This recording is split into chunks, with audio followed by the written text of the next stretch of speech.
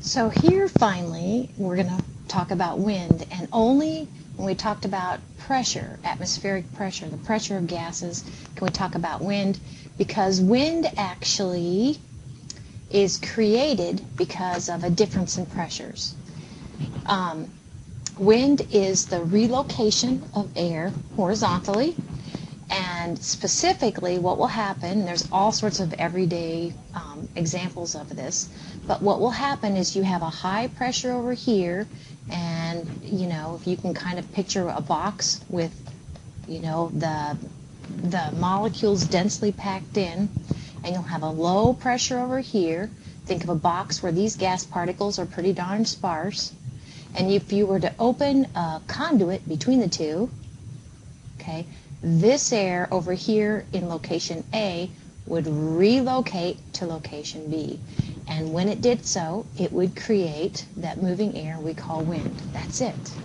Okay, all sorts of examples. For instance, when you blow up a balloon, and let's just say, you're filling it with, you're shoving gas particles in there. You have a relatively high pressure inside, depending upon kind of the latex you have squeezing that gas. And then let's just say you let go of it.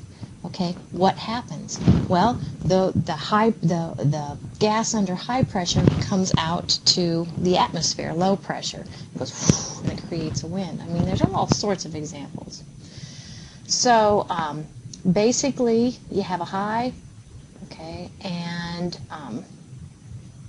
then air will want to move from a high to a low. And this movement or this force is called the pressure gradient force. And we're going to be talking more about this force, this movement of air, and it's abbreviated PGF. Okay, we know the direction because it'll be from high to low. But there's going to be some twists on that, so hold that thought. Specifically, here's a twist. Air is going to go from high to low, but there's this thing called the Coriolis force that basically kind of is an apparent deflection of the direction that the air is moving or the wind is moving. Frictional force, and you're probably familiar with kind of frictional force, and that also can change the direction that the air is moving, the direction that the wind will blow. So we talked about generic isopleths earlier in Unit 1. Remember, isopleths are contour lines that connect locations with the same fill in the blank. And so isobars are connecting locations with the same atmospheric or barometric pressure, isobars. And I think we talked about those before.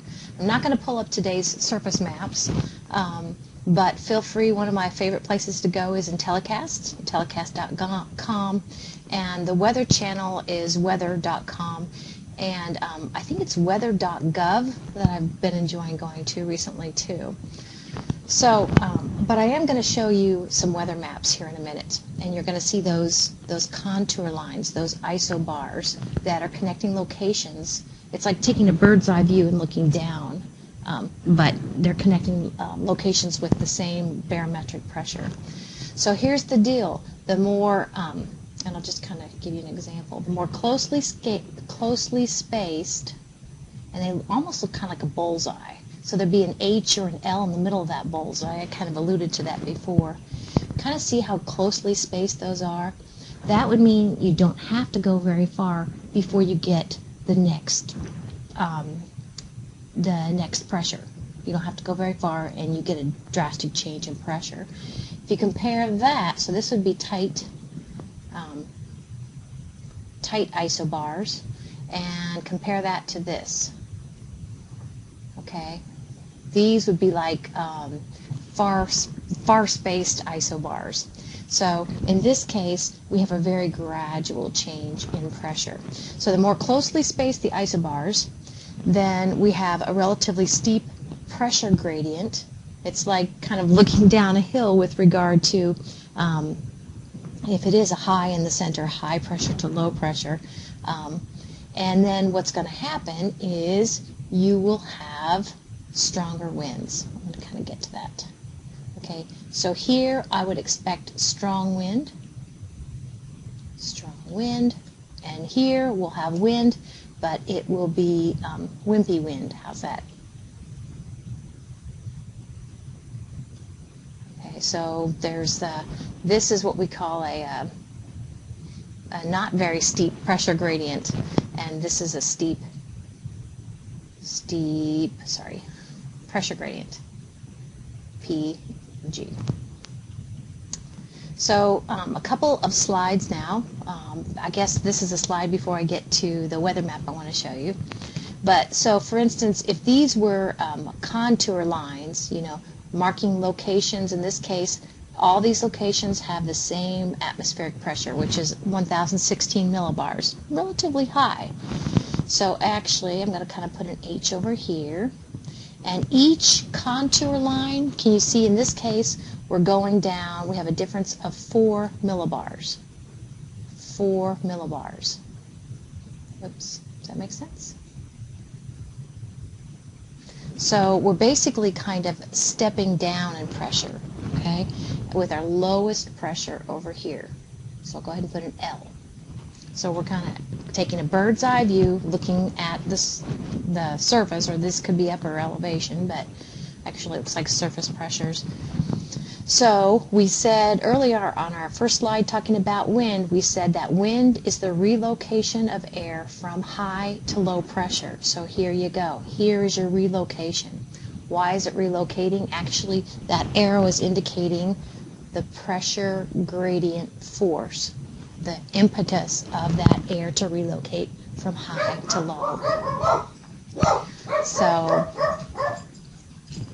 now the one thing also I want to mention is, do you see where the length of this arrow is that long, and the length of this PGF, or pressure gradient force, is this long?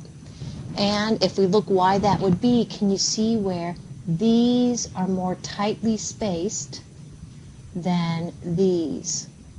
Okay, over here we have the wimpy wind, the smaller pressure gradient force, and over here we have the stronger wind, the greater pressure gradient force. We have the closer isobars.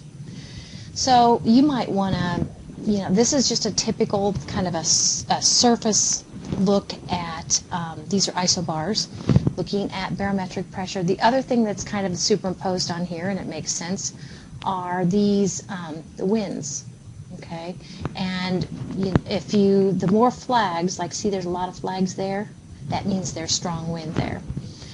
Here we have, and we'll be talking more about these L's and these H's, but I think I mentioned recently that these lows we're going to call cyclones,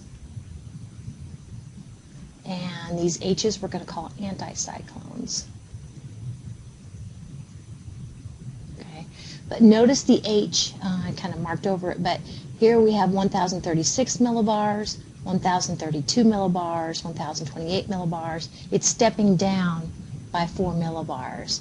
And here we have low, a central low, and so it's stepping up by 4 millibars. So we have 996 millibars. That's pretty low, isn't it? 1,000 millibars, etc. And then one last thing here is, do you see how tightly spaced, and actually that's characteristic. The bullseye around the low, these isobars around a low just generally tend to be closer together. We have a steeper pressure gradient, tighter, and so that's why we have our stronger winds. Okay, look out here what kind of winds we have around this kind of a wimpy pressure gradient force. There's a lot of space between those isobars. So the pressure gradient force is less and the wind is less.